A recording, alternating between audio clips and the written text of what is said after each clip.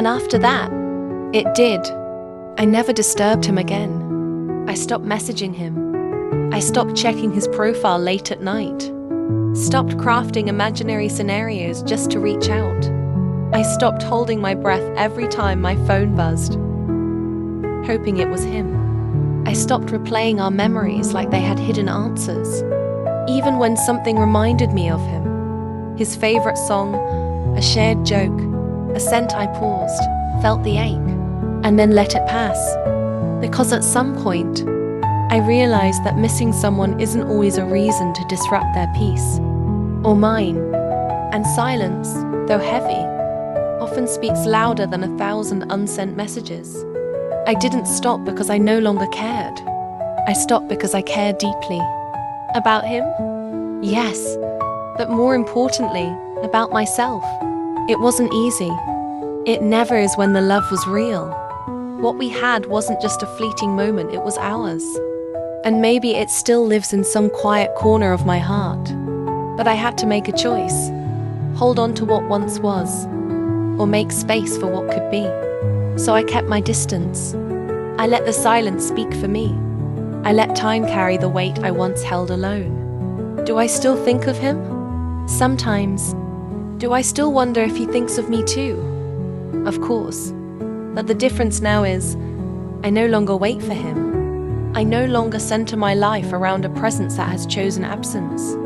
I've made peace with the unanswered questions, the unclosed chapters. I've learned how to carry the love without needing the person.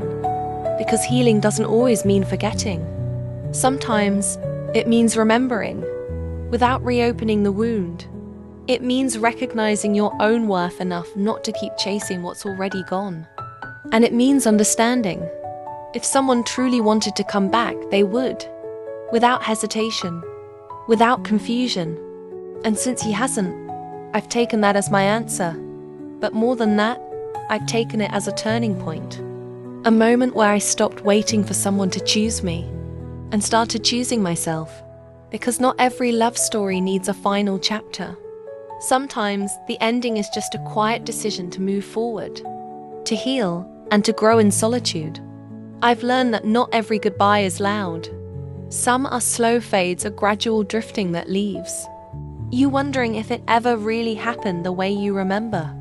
But even without answers, I've chosen to trust the silence, because silence doesn't lie. And in that stillness, I found clarity. I found that my healing was never dependent on someone else's realization. I stopped living in maybes. Now I live in what is. And what is peace. Hard-earned, quietly built, deeply rooted peace. The kind that doesn't need validation or explanation. So no, I never disturbed him again. Not because I stopped loving, but because I finally started loving me more. If this story spoke to your heart, hit the like button, subscribe, and share it with someone who needs to hear it. You're healing one quiet step at a time.